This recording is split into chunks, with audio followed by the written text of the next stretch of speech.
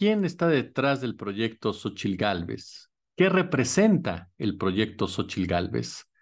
¿Qué tal? ¿Cómo están amigos y amigas de esta comunidad? Como siempre un gusto, como siempre un placer que nos permitan platicar con ustedes sobre el acontecer nacional e internacional.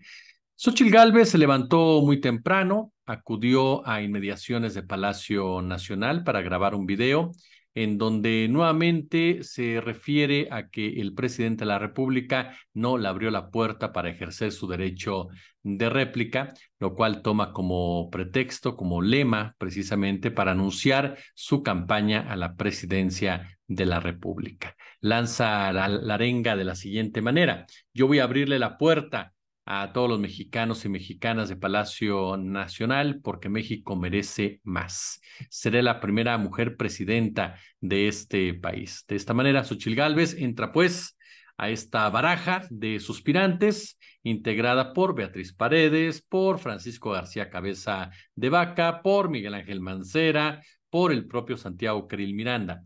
Pero, ¿por qué es tan llamativo, digámosle de esa forma, la presencia de Xóchitl Gálvez? Hay un tuit del periodista Julio Astillero que dice: ridículamente la derecha se refugia en una versión miope de la lucha de clases. Su propuesta a Xóchitl Gálvez sería chaira porque vendía gelatinas de pequeña, mientras López Obrador, Claudia Sheinbaum, Marcelo Ebrard y demás corcholatas serían fifís de clase media, plop. Termina el tuit de Julio Astillero con esta frase característica del personaje chileno Condorito, que hacía cuestionamientos sociales. Xóchitl Gálvez, senadora del Partido Acción Nacional, no es originaria de Tepatepec, Hidalgo, proviene de una familia de escasos recursos, dicen algunas de sus biografías. Habita en la Ciudad de México desde 1979, es egresada de nuestra máxima casa de estudios de la UNAM, se incorporó a la política en el año 2000 con Vicente Fox Quesada, estuvo al frente de la Comisión Nacional para el Desarrollo de los Pueblos Indígenas, cargo que dejó durante la administración de Felipe Calderón, quien ordenó reducir el presupuesto a la comisión, por lo que ella se hizo a un lado. Durante el tiempo que estuvo al frente, apoyó la marcha del Ejército Zapatista de Liberación Nacional cuando se dirigió a la capital de la República Mexicana durante el sexenio foxista, cuestionó la aprobación de la ley indígena que se llevó a cabo de la mano de Diego Fernández de Ceballos, porque consideró que se quedaba corta para resolver las exigencias de los pueblos. Después comenzó un periplo buscando diversos cargos públicos, desde la gubernatura de Hidalgo, la cual perdió, después la alcaldía, anteriormente Delegación Miguel Hidalgo, la cual ganó, y finalmente su presencia en el ámbito legislativo. Ella, por supuesto, también ha brincado de bancada en bancada, aún dentro del escenario del ecosistema de la alianza entre el PAN y el Partido de la Revolución Democrática. Xóchitl Gálvez nos la quiere vender la derecha como el reflejo del mexicano y la mexicana, que a pesar de todas las vicisitudes que tenga en contra, logra salir adelante. Es decir, reforzar este discurso meritocrático con el cual reitera que el pobre es pobre porque quiere, y de esa manera deja de asumir su responsabilidad en las asimetrías sociales, en la enorme desigualdad que existe en México, y que los empresarios, muchos de ellos detrás precisamente de la candidatura de Gálvez, son los responsables con la precarización laboral, con la precarización salarial, con la explotación de los recursos naturales, con la explotación minera, con los desplazamientos forzados de comunidades originarias, la gran mayoría, por supuesto, indígenas. Y nos quieren vender entonces este concepto que una mujer indígena como Xóchitl Gálvez verdaderamente es representante del pueblo. Intentan conectar, ¿no?, con ese sector de la población que se siente identificado de una u otra manera con esta figura, con esta figura cuya narrativa fue inmortalizada en las telenovelas, por supuesto, de este país, en donde el pobre sale adelante por su propio esfuerzo. No importa que no tenga las condiciones necesarias para hacerlo, no importa que millones de niños no tengan la alimentación adecuada, no importa que las escuelas no cuenten con el material suficiente, no importa que desde hace años se haya abandonado la salud pública, el transporte público, la seguridad pública, la educación pública. No, todo está en que tú saques el pecho, le vayas al Cruz Azul, digas muchas groserías y por lo tanto seas un ejemplo de lo que debe de ser el mexicano. Y buscan conectar.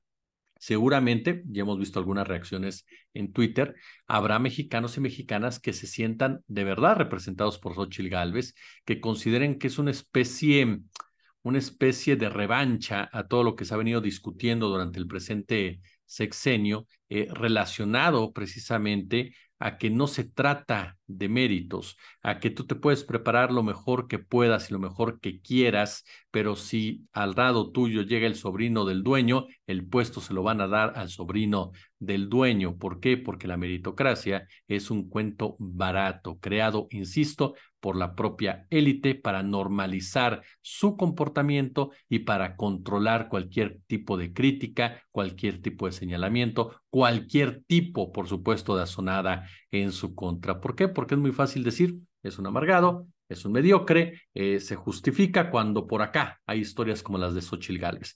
Además, como bien señala Julio Astillero, es una enorme miopía en torno a la lucha de clases, a las clases sociales, pero es una miopía que se entiende y se justifica, porque la élite, la oligarquía, jamás ha puesto atención realmente en cómo es el mexicano a pie. A final de cuentas, es desechable en todos los sentidos. A final de cuentas es un número más, a final de cuentas es utilizable cuando me genera algún tipo de beneficio, pero en cuanto deja de hacerlo, pues hay que desaparecerlo, hay que hacerlo literalmente a un lado. Pero es ahí donde llama mucho la atención esta perversidad por parte de este sector de la derecha que comienza a construir una figura con la cual considera que puede arrebatarle un discurso, arrebatarle banderas sociales a la izquierda. Es decir, Xóchitl proviene del estrato social bajo. Xóchitl vendía gelatinas. En cambio, Marcelo Ebrard Casaubon siempre fue un joven de derecha, de una familia adinerada, que tuvo la oportunidad de viajar por el mundo.